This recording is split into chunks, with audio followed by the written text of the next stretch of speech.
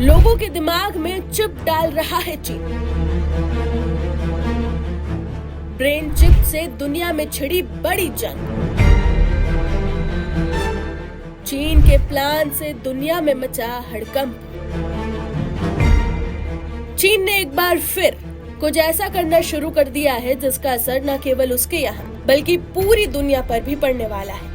चीन के बड़े प्लान ने दुनिया के बड़े बड़े देशों को हिलाकर रख दिया है। चीनी रिसर्च इंस्टीट्यूट ने क्या बड़ी घोषणा की है? क्या चीन फिर एक नई जंग छेड़ने जा रहा है? चीन के नए मिशन का भारत पर कैसे असर पड़ेगा?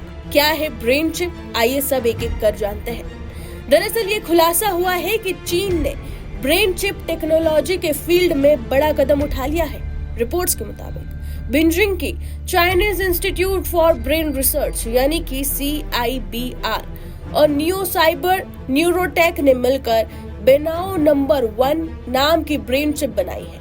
3 मरीजों में ये चिप लगाई जा चुकी है और इस साल यानी कि 2025 के अंत तक 10 और लोगों में लगाने की तैयारी है। ऐसे में ये जानना जरूरी है कि आखिर कैसे काम करती है ब्रेन चिप। तो बता दें कि बेनाओ number 1 brain computer interface system. ये चिप लकवाग्रस्त लोगों को रोबोटिक हाथ चलाने और स्क्रीन पर लिखने में सक्षम बनाती है। न्यूरोलॉजिकल डिसऑर्डर से पीड़ित मरीजों को इस चिप से फायदा होगा।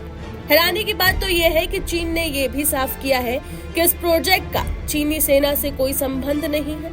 इसका उद्देश्य केवल लकवे के मरीजों की मदद करना है। तो वहीं बता दें कि एलन मस्क की कंपनी न्यूरालिंक बहुत पहले से ही ब्रेन चिप बना रही है जो लकवाग्रस्त लोगों को अपने दिमाग से चीजों को कंट्रोल करने की ताकत देती है।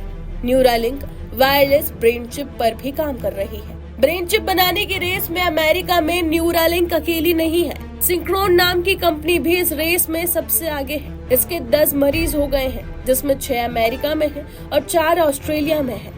इस कंपनी में जेफ बेजोस और बिल गेट्स ने भी पैसा लगाया है। सिंक्रोन की चिप से लोग अपने दिमाग से टेक्नोलॉजी को कंट्रोल कर सकते हैं और वो भी बिना ज्यादा रिस्क लिए हुए, क्योंकि ये चिप दिमाग की सतह यानी ऊपर लगाई जाती है जिससे दिमाग को नुकसान का खतरा कम है और सिग्नल थोड़ा कमजोर मिलता है। चीन का ब्रेन चिप प्रोजेक्ट दुनिया को ये दिखा रहा है कि तकनीकी क्षेत्र में वो किसी से पीछे नहीं रहना चाहता। बेनाओ नंबर 1 के सफल प्रयोग के बाद अब सभी की नजरें बड़े पैमाने पर ह्यूमन ट्रायल्स और वायरलेस ब्रेन चिप पर टिकी है। अगर चीन अपने इस लक्ष्य में कामयाब होता है तो ये न्यूरोसाइंस की दुनिया में सबसे बड़ा गेम चेंजर साबित हो सकता है।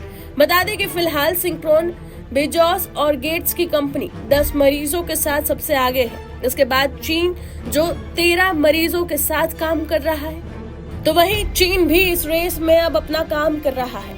अब ये जंग और रोमांचक हो गई है।